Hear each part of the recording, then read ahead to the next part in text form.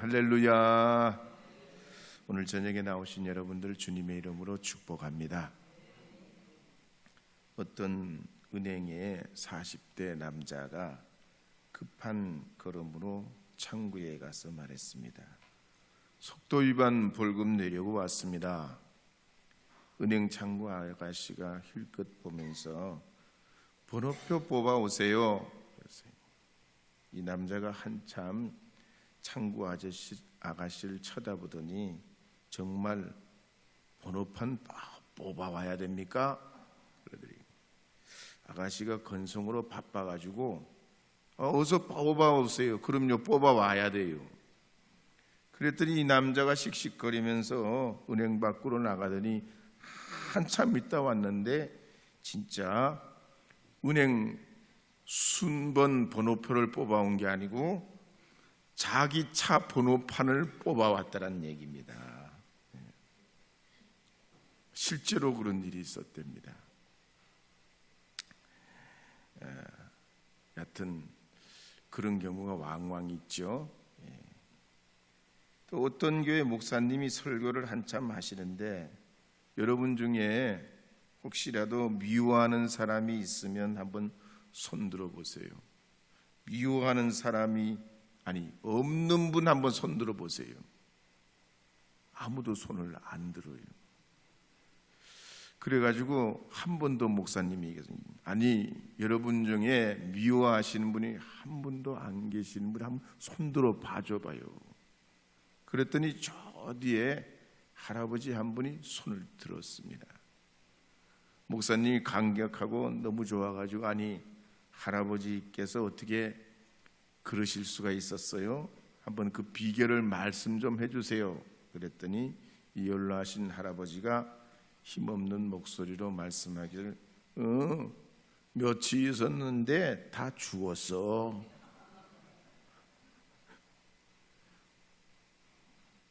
참 우리가 예수님 믿지만 진짜 우리가 예수님 닮길 원하지만 예수님과 같진 못하죠.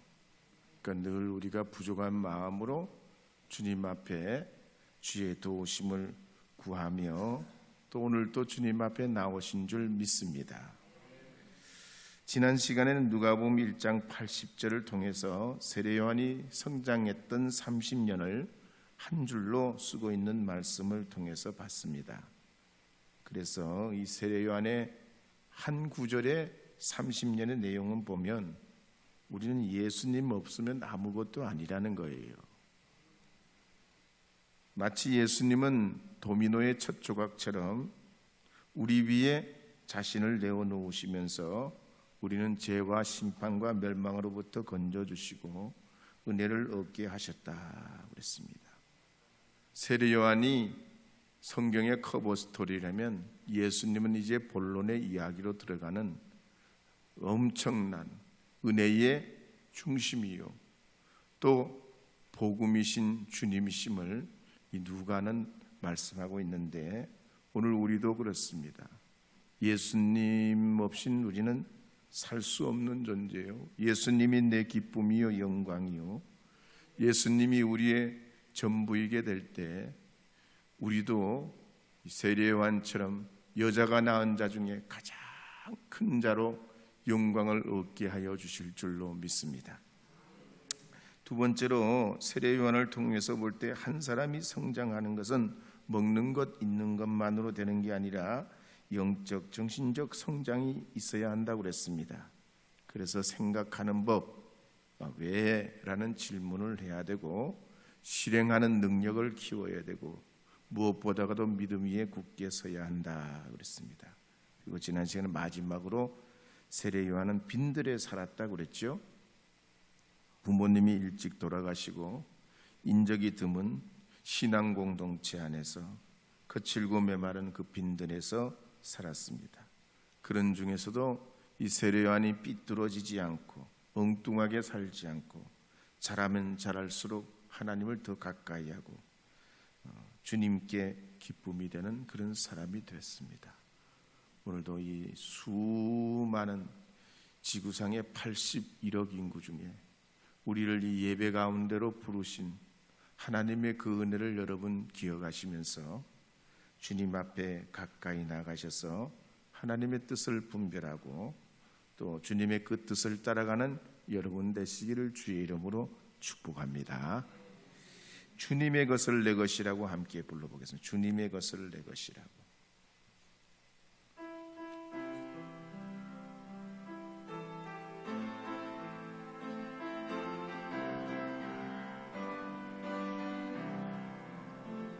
주님 것은 내 것이라고 고집하며 살아왔네.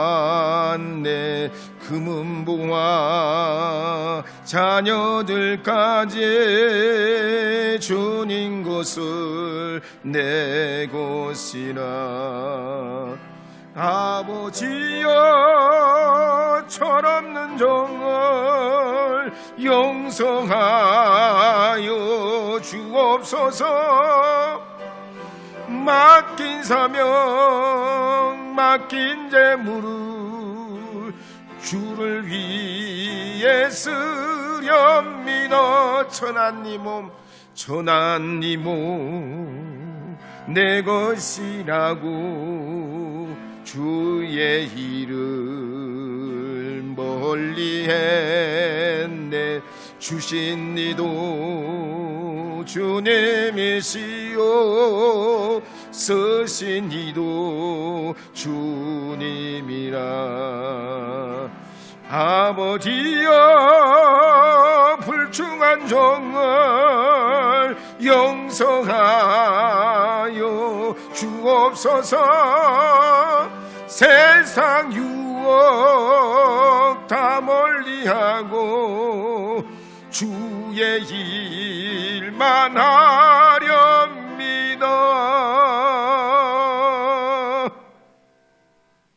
이제 누가복음 2장 1절 2절 말씀 함께 읽어보겠습니다. 누가복음 2장 1절 2절입니다. 그때에 가이사 아구스도가 영을 내려 천하로 다 호적하라 하였으니 이 호적은 구레뇨가 수리아 총독이 되었을 때 처음 한 것이라. 아멘. 세례 요한이 태어나고 예수께서 탄생하실 때 로마의 첫 번째 황제인 가이사 아구스도가 통치하고 있었습니다. 이 가이사 아구스도는 본래 낮은 귀족 집안 출신이라 참 어렵게 성장했습니다. 게다가 아버지가 16살 때 세상을 떠나게 되면서 이 가이사가 집안의 모든 가장 역할을 했어야 했기 때문에 온갖 역경을 다 겪었습니다. 그러다가 전쟁에 참여해가지고 공을 세우고 돌아와서 평민들 중에 뽑는 그 호민관이 되고 또 그리고 재무관, 나라의 재정을 담당하는 재무관이 되고 대신관, 이 로마 제국에서 섬기는 어떤 신전의 중요한 역할을 하는, 지금으로 말하면 어떤 종교인이기 전에 이 제국 시대 2000년 전에는 대단한 왕과 굉장히 친밀하고 정권과 가장 긴밀한 위치에 놓여 있었던 것이 이 대신관입니다. 그 대신관을 거치고 법무관이 되고 그리고 집정관까지 올라가서, 집정관 3명 중에 1명인데 집정관까지 올라가가지고 폼페이우스와 그라쿠스를 설득해서 삼두 정치를 하다가 그들을 다 물리치고 이제 진짜 일당 독재 정치를 하게 됩니다. 그런데 그때 이스라엘은 로마의 속국이었고 유대는 수리아 총독 구레뇨가 파견을 받아서 그 지역을 다스리고 있었습니다. 그러자 이 가이사는 더 많은 세금을 거둬들이기 위해서 인구조사를 하는데 그 일환으로 모든 사람들은 자기 고향으로 돌아가서 호적하라 명령을 내립니다. 사람들은 이 가이사의 칙령에 따라서 자기 고향으로 내려가서 이제 호적을 등록하게 되는데, 요즘 같으면야 출생신고, 호적신고는 뭐 서류를 떼려면 전국 어디서나 되지만 우리나라만 해도 한 20년 전에는 본적지로 가서 본적지로 가서 호적되지 않았어요? 기억나시죠? 어르신들은 다 본적지로 가서 호적을 뗐단 말이에요.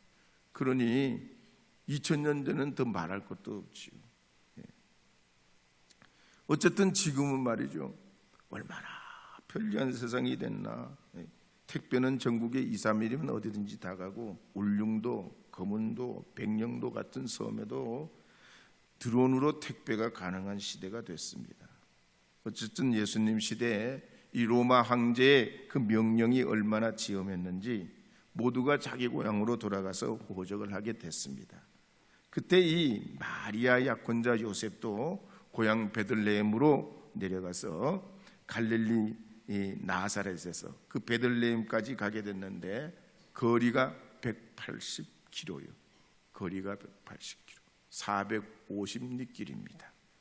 임산부를 데리고 걸어서 450리 180km를 갑니다. 지금으로 보면 우리 계룡에서 딱 거리가 서울역까지 거리요. 계룡에서 서울역까지 거리. 가까워요? 가까워요? 멀어요. 무지 멀어요. 걸어서 가야 돼요.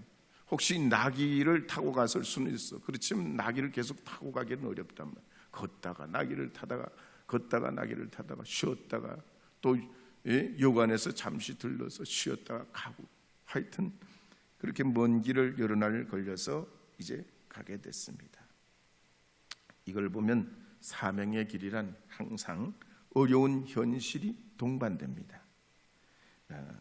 예수님께서 뭐라고 하셨습니까? 인자는 머리 둘 곳도 없다 그러셨고, 바울 선생도 고린도후서 6장에 고백하기를 매맞고 갇히고 자지 못하고 먹지 못하고 비바람의 폭풍을 맞으면서 환대받지도 못하며 가시밭길을 갔다고 그랬습니다. 그러나 고린도전서 15장 10절에 보면 이렇게 말씀한 내용이 나옵니다. 함께 읽어보겠습니다. 그러나 내가 나 된 것은 하나님의 은혜로 된 것이니 내게 주신 그의 은혜가 헛되지 아니하여 내가 모든 사람보다 더 많이 수고하였으나 내가 한 것이 아니요 오직 나와 함께 하신 하나님의 은혜로라. 아멘. 하나님의 은혜입니다. 우리가 사명의 믿음의 길을 걸어갈 때, 직분자의 길을 걸어갈 때, 하나님이 우리에게 주신 그 은혜를 감당하려 할 때 은혜 아니면 넘을 수 없는 고비고비가 있습니다. 오늘 이 밤에도 여러분들께서 그 은혜로 나오신 줄 저는 믿습니다. 동물의 왕국에 보니까 낙지가 산란할 때는 암수 낙지가 4월 5월 달에 갯벌을 뚫고 들어갑니다. 그 수정이 끝나면 이 순낙지가 이제 나오려고 하면은 암낙지가 순낙지를 잡아먹습니다. 그러면 암낙지가 어떡하냐? 새끼들이 깨어나가지고 자라날 때까지 거기에 머물면서 돌보는데 이 암낙지도 새끼의 먹이가 돼요. 그러니까 새끼를 키우기 위해서 아버지 어머니가 다 자기를 헌신하는 거예요. 그야말로. 세상은 그렇잖아요. 다 대가를 치러야 돼요. 근데 그게 여러분, 엄마 낙지, 아빠 낙지가 새끼 낙지를 위해서 죽는 게 그게 슬퍼요? 안 슬퍼요? 슬퍼요? 나는 안 슬퍼요. 그게 진짜 아름다운겨. 그릇 안 하고 지 자식 버리고 도망가서 살면 뭐하냐면 하나도 못 깨어날 건데. 그렇지 않아요? 근데 엄마 낙지, 아빠 낙지가 다 자기를 전부를 녹여가지고 새끼들, 이세들을 키우니까 그놈들이 살아나는 겨. 그리고 우리도 먹잖아. 우리가 그걸 잡숴.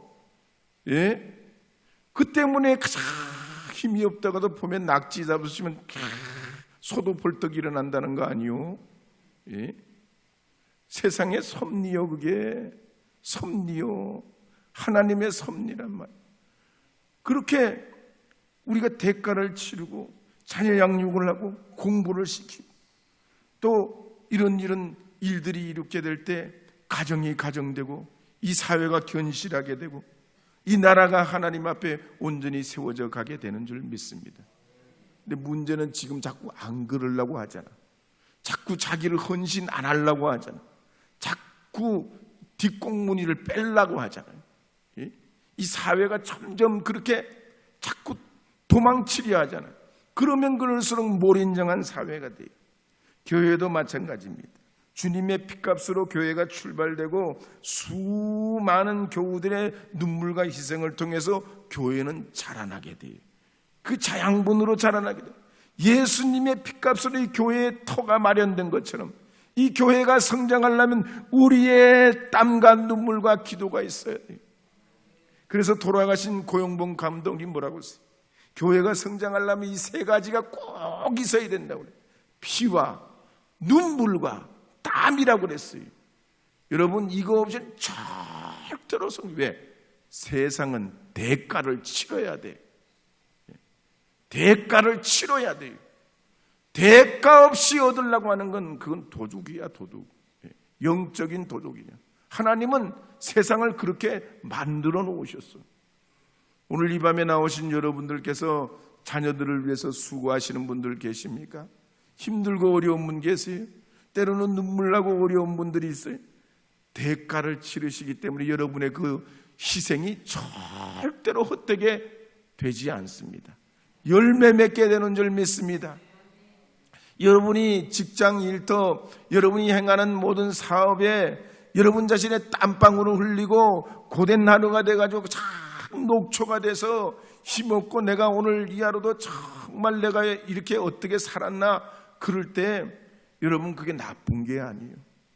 세상은 다 대가를 치러야 돼.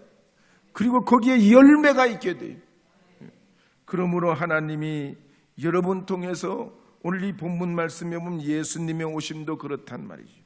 이름 없이 핏도 없는 이 요셉과 마리아가 그런 헌신이 있었단 말이에요. 180km 임신한 참 여인이 어떻게 그 먼 길을 걸어가고 그 불편한 걸 감수하냐.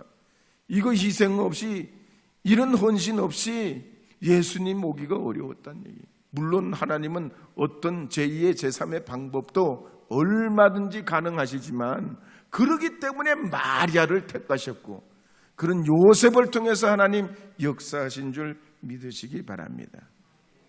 그래서 4절 5절 말씀에 보면 이렇게 기록하는 말씀이 나옵니다. 함께 읽겠습니다.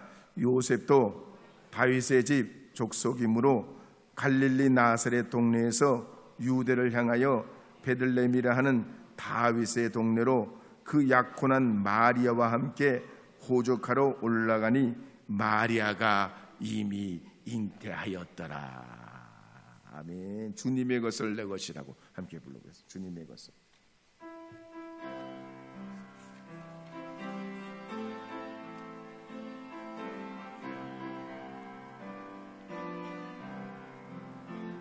주님 것은 내 것이라고 고집하며 살아왔네.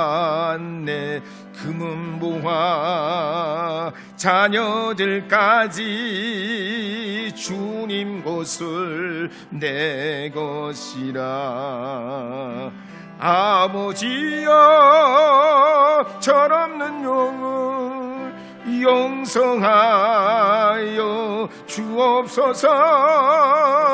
맡긴 사명 맡긴 재물을 주를 위해 쓰렵니다.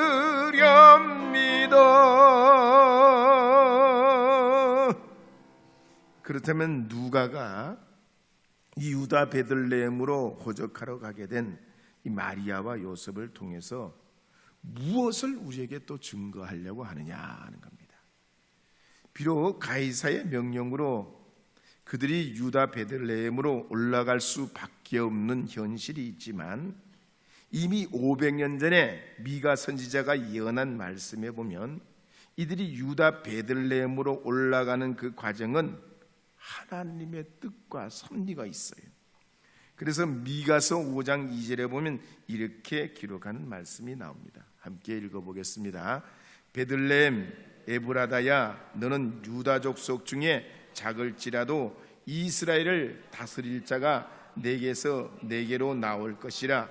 그의 근본은 상고에 영원에 있느니라. 또 마태도 이에 대해서 2장 5절 6절에 이렇게 증거하고 있습니다. 마태복음 2장 5절 6절 읽어보겠습니다. 이르되 유대 베들레헴이오니 이는 선지자로 이렇게 기록된 바 또 유대 땅 베들레헴아 너는 유대 고을 중에서 가장 작지 아니하도다. 내게서 한 다스리는 자가 나와서 내 백성 이스라엘의 목자가 되리라 하였음이니이다. 아멘. 요한복음 7장 42절에도 똑같은 말씀이 증거돼요. 왜 이렇게 누가가 이렇게 증거하고 있냐? 세계의 역사의 흐름은 어떻게 보면 힘있고 능력 있고 돈 있는 사람에 따라서 좌우되는 것 같아요. 그런데 오늘 이 누가가 증거하는 거 보면 그렇지 않아요. 누가 주장하시? 하나님이 주장하시는 거예요. 하나님이 역사의 주인이시라는 거예요. 그래서 명령은 로마의 가장 힘 있는 독재자가 명령을 내리지만 그 위에 계신 하나님, 이미 500년 전에 예언하시고 이를 이루실 걸 계획하시고 이끌어 가시는 하나님, 역사의 주관자이신 하나님이 이 일을 집행하고 계시다는 얘기예요. 그래서 누가는 하나님의 섭리와 뜻을 이 말씀을 통해 이때에 가이사 아구스도가 영을 내려 천하로 다 호적하게 하니에 이때에라고 말합니다. 이때에 하나님의 때가 됐다. 그래서 그리스도의 복음은 날개가 없어도 동력이 없어도 산을 넘고 강을 넘어 오대양 육대주로 퍼지고 오늘 우리에게도 임한 줄 믿습니다. 하나님의 그런 섭리가 우리 중에 있는 줄 믿으시고 여러분의 삶, 내 의도와는 안 된다.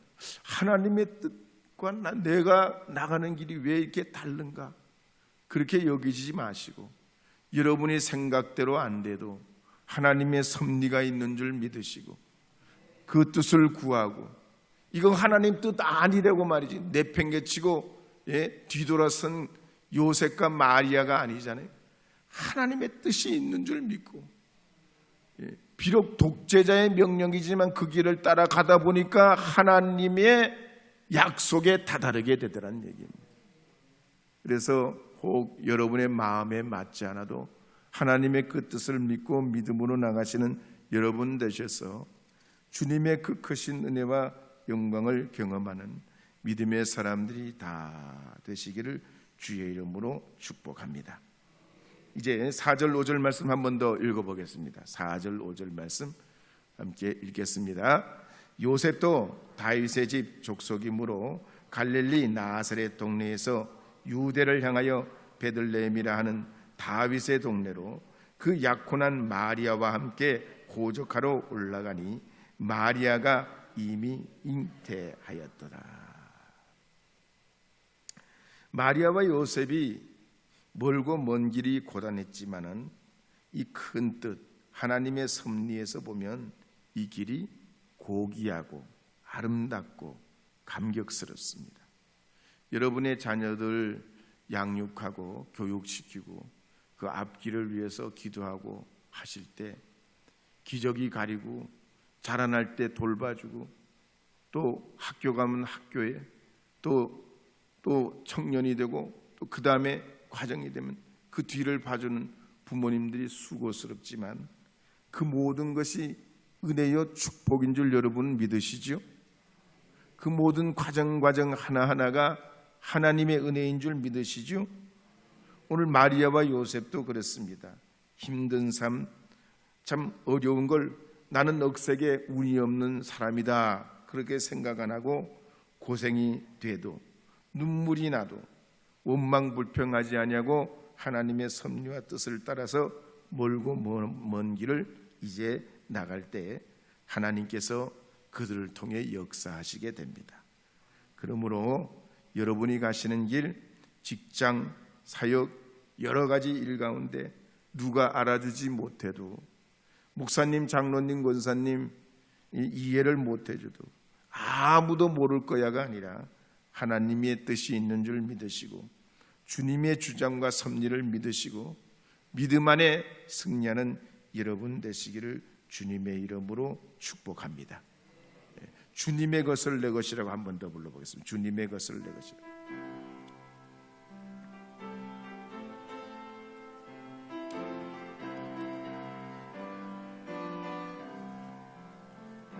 주님 것을 내 것이라고 고집하며 살아왔네.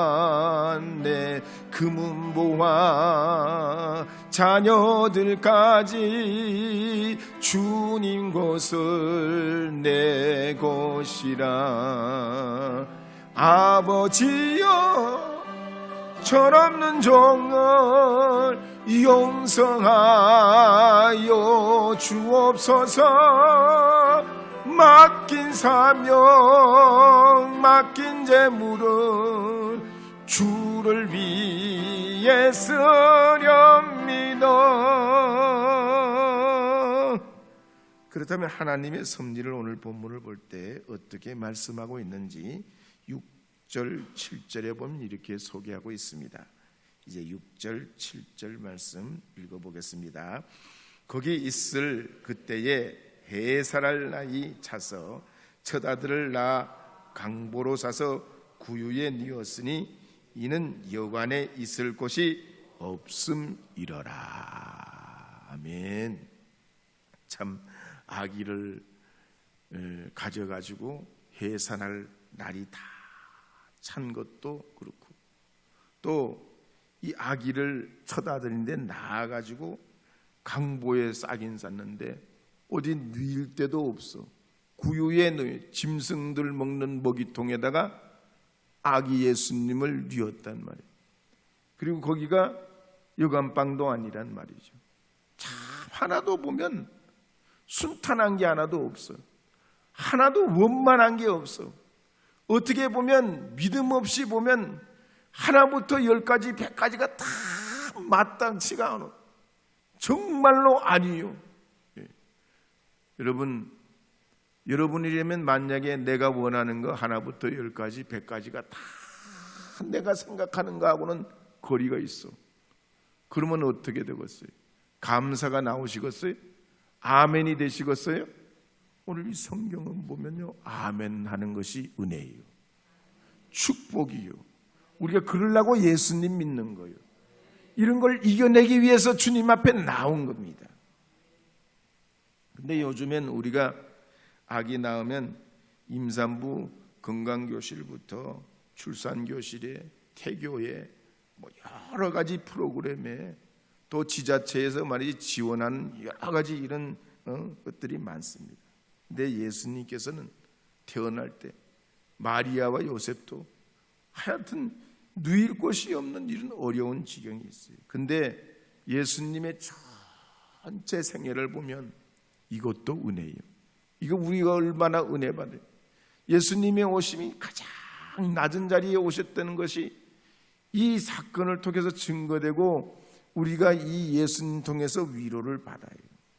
그래서 하나님 앞에 주님이 이루어 가시는 것에 주님의 그 뜻을 통해서 여러분들이 만나는 일들마다 한번 따라하겠습니다. 두려워하지 말자. 두려워하지 말자. 두려워하지 마시기를 바랍니다. 그 너머의 하나님 역사를 바라보시고 주님의 뜻이 있는 줄 믿으시고 한 번 더 따라해서 내 눈을 열어 주옵소서. 내 눈을 열어 주옵소서.